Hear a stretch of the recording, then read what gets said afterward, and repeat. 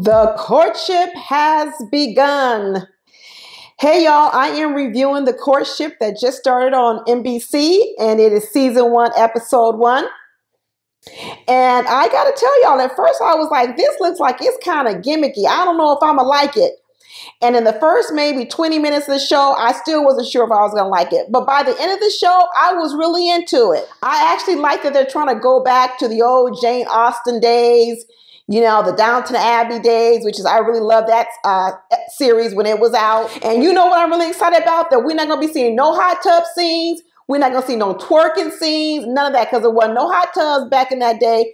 So I'm really happy we are not going to see no twerking on this show. And I'm really into this sort of arranged marriages or getting a little help from your parents and stuff like that. I really like that. I think people need help nowadays.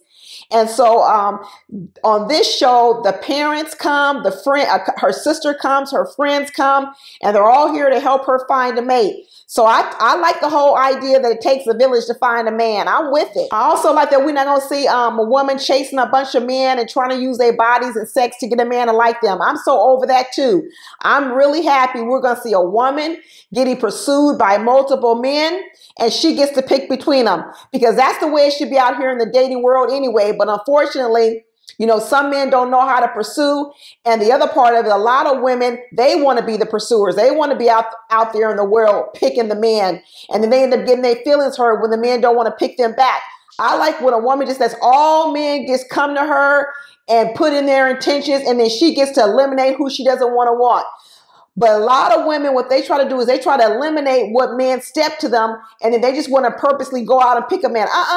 You're supposed to get as many offers as you can. And that's what I like about this show. It starts off with 16 men, and by the end of this show, they eliminate 3 of them. So the young lady's name, her name is Nicole Remy, and we find out that she is a software engineer from Seattle, Washington. And she also used to be an ex-cheerleader for the Seattle Seahawks. The guy is called Mr. Edwards, and he's the one that helps navigate with her and the men. The men are called suitors in this show. They're called suitors. So like I said, her mom is there, her sister is there, her friend is there to help her sort of sift through these men. We find out that her mom is like a doctor. She's an OBGYN. And so she says she's looking for a man who's like really in the family, because that tells you a lot about the guy. So she's there to help her sort of navigate this road. I don't know how long the parents are going to be on the show, but they were here for this episode. So I guess part of the process, the men had to write these letters. All the men had to write letters in calligraphy, honey. It was so weird to see that these men had to learn how to write calligraphy in order to write these like old world type letters. And then you have these things, you have them talking about these old world type traditions. They're dressed up in sort of the old world costumes. And then you got men over here trying to sing boys to men and talking about corn dogs. It definitely is a crossover between 2022 and 1820. But they have a really nice mix of men. They have men from New York. They have men from London. There's one guy on here from Seoul, Korea. I mean, it's like Banana Republic up in here. She gonna have her pick of all types of men, short, tall, muscular, skinny, short hair, long hair, black, white, Italian. One man speaks Italian. Maybe he's from Italy. There's another captain from Seoul, Korea. So she got a lot to choose from, a variety, a smorgasbord. Whenever I watch these shows, I like to try and find who is the right guy for her. Not who would the right guy be for me, like who would I want to go out with if I was single. No, the purpose of it is to understand her and figure out who's the right fit for her. So many people watch these shows sometimes and be like, oh, I wouldn't want to go out with him. Well, you ain't on the show. So we're not picking no guy for you. It's who's right for her. So I really want to learn more about her to figure out which one of these guys would be a good fit to her. Right now, I don't know enough about her to know who she should eliminate, who she shouldn't eliminate. But I do know that to be on this show, she's probably extroverted. She was a cheerleader, so she's probably extroverted from that too. She's a very beautiful girl. She's definitely educated. She doesn't seem shy. She definitely talks about wanting to have fun a lot.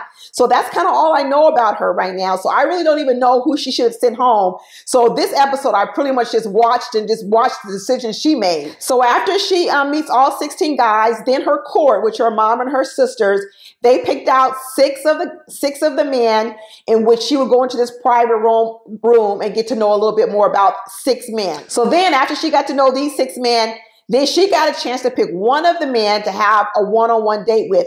And she chose this guy named Bochecchio. He's cute, he really was cute, but he's from New York. He's a real estate agent. So they actually went outside and had a date. And she said she chose him because when they first started talking in the big ball grand room, she was saying that, you know, he had really good eye contact and really locked in on her eyes. And that was true. He had these looks, honey. He had these sexy little looks he was giving her. And I guess she felt it. So she went on a little special date with him. And they went outside. They were sitting on the bench. And they were talking a lot. He was really nervous. And they actually had a kiss. I was surprised. I was like, oh, this ain't no Downton Abbey. They kissing already. So they was kissing. And it wasn't like no little kiss, you guys. It was like a full-on tongue kiss. It lasted pretty long. I was quite surprised at that. And she was like, do you normally kiss on the first date? And he was like, no, but we're going to pretend like it's the third date. So he really enjoyed it. He looked like he was really into it. She seemed like she enjoyed it as well. So then after that, she has to pick 6 guys to have what's called a farewell dance. So basically, it's like she's picking the bottom 6. It ain't the top 6. She's picking the bottom 6, and then she's going to have this farewell dance. And from the bottom 6, she picks 3 people that are going to go home. So the dance is almost like a cotillion. I don't know if y'all did cotillion when you was young, but it's like a cotillion. They do a little dance. I guess the men had to learn it before they came on the show. And then she gets to pick, of those 3, which 3 she's going to let them get a second chance, or which 3 she's going to send home. So she ends up picking the guy from Seoul, Korea, Captain Kim, to be on the bottom 6. So she dances with him and tells him, you know what? She didn't like his letter. Remember I told you they had to write letters in calligraphy. Well, in his letter, he was talking about sexual tension and talking about all kind of stuff, and she didn't like that. In fact, her mother ended up reading the letter, and her mother didn't like it. But I guess she must have liked that he was a captain in the Air Force, ex-captain in the Air Force, and she said, you know, basically, I need to see more of your serious side because that little joke stuff you was doing, that was not hitting it. So she said, I want you to stay, but you're going to have to bring some more serious. I need to make sure you're here for the right reasons. So he got to stay.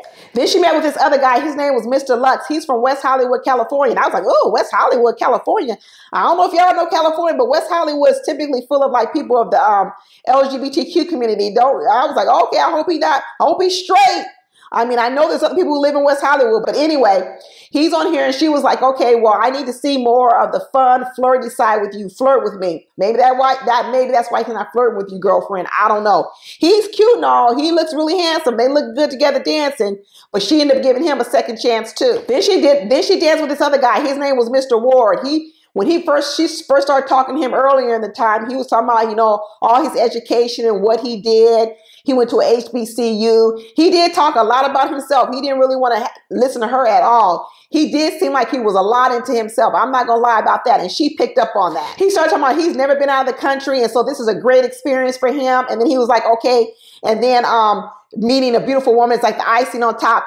No, it's not. The beautiful woman is the cake. This isn't some free trip you get and then the beautiful woman is the icing on top. It started to sound like he was just out for a free vacation, a free stamp in his passport. And in the end, she sent him home. And you could tell when he went home, he said, yeah, it was for the best. He didn't want to be there anyway. See, that tells me right there she knows how to read a guy pretty good. So she did good in eliminating him because his attitude after he got eliminated wasn't good at all. Then she danced with this doctor. And let me tell you, he was all gimmicky, talking about an apple a day keeps the doctor away. And I don't know what it is about doctors. They love to tell you that they're a doctor. It's like they leading line. But I guess when you go to school for 20 years, you want your flowers, you want your awards, because let me tell you, that's all he led with it. He was a doctor. He was a doctor. And a lot of people who are doctors, they just think that just trumps everything. They could just be no fun, not interesting, mean, or whatever. But as long as they're a doctor, we should just forget everything else. It don't work like that. So she told him, you know, I like your confidence and everything, but it does seem a little bit gimmicky. And I'm not for sure if you know, you and I vibe. And he was like, oh, he gave her this little quartz necklace and everything and saying, hey, you know what? You ought to give me a chance and this and that. And she's like, I don't think so. So she basically sent him home. And when she sent him home, he said the same thing. Oh, you making a big mistake. Girl, you did right that time too. That's what I'm saying. All that cockiness and ego and stuff. So it was a good thing she sent him home because he had a little nasty attitude when he finally got sent home. Bye, doctor. She sent this other guy home. He was from Miami. He actually seemed really sweet. So I was surprised she sent him home. But maybe she felt like she didn't learn enough about him. But he really touched her heart because when she finally sent him home, I think she was kind of crying because she felt sad about it. She might have made a little mistake on that one. I don't know. But I think she should have kept him around a little bit longer. She should have picked another one of them guys to send home. Then she kept this other guy on. He has like long hair, Mr. Safa, long golden hair.